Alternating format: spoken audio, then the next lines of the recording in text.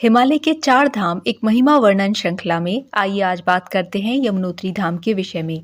यमुनोत्री धाम यानी माँ यमुना का तीर्थ, वह स्थान जहाँ से देवी यमुना का एक नदी के रूप में उद्गम हुआ।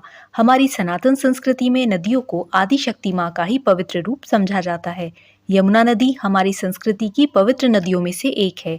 जिस प्रकार माँ गंगा को ज्ञान और आध्यात्म का प्रतीक कहा जाता है, उसी प्रकार माँ यमुना को प्रेम और भक्ति का रूप कहा गया है। पुराणों के अनुसार देवी यमुना भगवान सूर्य देव की पुत्री कही गई हैं, इसीलिए उन्हें सूर्य तनया भी कहा जाता है।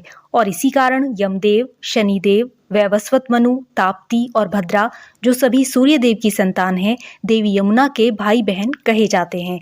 देवी यमुना की मां का नाम संज्ञा था और एक प्रचलित कथा के अनुसार सूर्य देव की पत्नी संज्ञा उनके उद्दीप्त तेज को सहन नहीं कर पाती थी। इस कारण एक दिन वह अपनी छाया को सूर्यलोक में छोड़कर स्वयं अपने पिता के घर जाकर तपस्या करने लगी। कहा जाता है कि देवी यमुना और यमदेव ने अपनी मां छाया का व्यवहार अपने प्रति अनुकूल न देखकर सूर्यलोक से जाने का निश्चय कर लिया।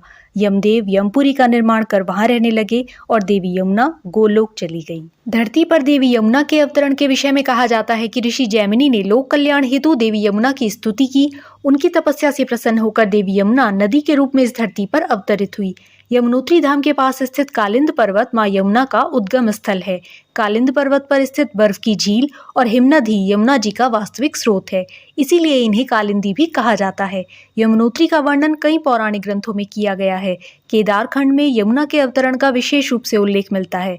ऋग्वेद और ब्रह्मांड पुराण में भी यमुनोत्री के महत्व को बताया गया है। सर्वलोकस्य जननी देवी त्वं पापनाशिनी, आवायामि यमुने त्वं श्री कृष्ण भामिनी, तत्र स्नात्वा च पित्वा च यमुना तत्र निसृता, सर्व पापा विनिर्मुक्तः पुनात्या सप्तमम कुलम। अर्थात सारे लोक की जननी माँ यमुना, तुम पाप नाशिनी हो, तुम श्री कृष्ण की भार्या हो, और जहाँ से यमुना जी प्रकट हुई हैं वहाँ का जल पीने से और स्नान करने से मनुष्य पाप मुक्त होता है और उसके साथ कुल भी पवित्र माने जाते हैं। कुछ ग्रंथों में माँ गंगा को देवी यमुना की बहन और सहचरणी बताया गया है। इन दोनों ही नदियों का उद्गम स्थल हिमालय पर्वत है। ये दोनों ही नदियाँ एक दूसरे के समानांतर बहती हुई अपने जल से इस धरती का पोषण करती हुई प्रयागराज के संगम पर एक दूसरे में विलीन हो जाती हैं। यमुना जी का एक अन्य महत्वपूर्ण परिचय भी है और वह है भगवान कृष्ण की अष्टभार्या में उनका स्थान। माँ यमुना को कालिंदी रूप में भगवान कृष्ण की 8 रानियों में से एक कहा जाता है और जिस प्रकार भगवान कृष्ण को ब्रज संस्कृति का जनक कहा जाता है, उसी प्रकार यमुना जी को ब्रज संस्कृति की माता कहा गया है। महाभारत के अनुसार युद्ध के बाद जब पांडव पश्चाताप करने हिमालय के पर्वतों पर आए तो उन्होंने सबसे पहले यमुनोत्री के दर्शन किए। उसके बाद उन्होंने गंगोत्री, फिर केदारनाथ और उसके बाद बद्रीनाथ के दर्शन किए और संभवतः तभी से इसी क्रम में हिमालय के 4 धाम की यात्रा की जाती है। उत्तराखंड के उत्तरकाशी जिले में स्थित माँ यमुना के तीर्थ यमुनोत्री की महिमा इतनी अपार है कि अत्यधिक दुर्गम पहाड़ी मार्ग होने के बाद भी भारी संख्या में श्रद्धालु यमुनोत्री दर्शन के लिए जाते हैं। यमुनोत्री जाने के लिए हनुमान चट्टी तक वाहन द्वारा जाया जाता है, लेकिन उसके बाद नारद चट्टी, फूल चट्टी और जानकी चट्टी से होकर यमुनोत्री तक पैदल मार्ग से जाना होता है। यमुनोत्री में माँ यमुना का पावन मंदिर है। मंदिर में माँ यमुना की काले पत्थर से निर्मित प्रतिमा है, जहाँ प्रतिदिन विधि विधान से पूजा की जाती है। मंदिर के प्रांगण में एक विशाल शिला स्तंभ है, जिसे दिव्य शिला कहा जाता है।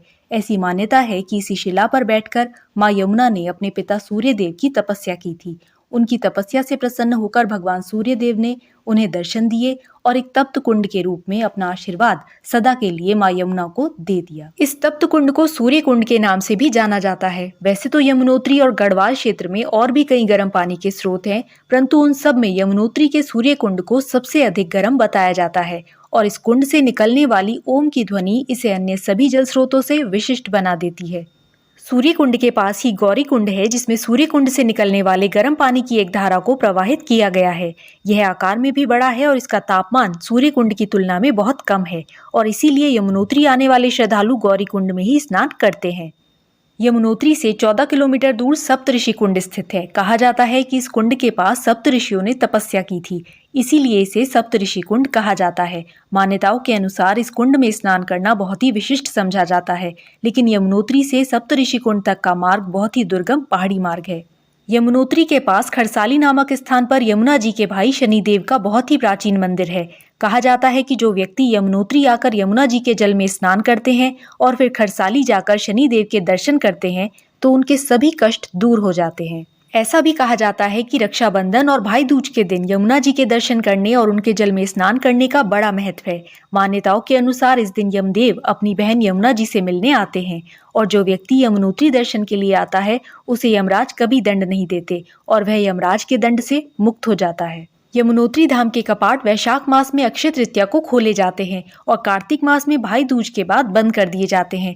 सर्दियों में मां यमुना की डोली यमुनोत्री से खरसाली गांव के शनि मंदिर में लाई जाती है और सर्दियों के 6 माह मां यमुना खरसाली मंदिर में ही निवास करती हैं। यमुनोत्री की यात्रा करके मां यमुना के दर्शन करना सभी सिद्धियों के देने वाले पुण्य फल के समान है।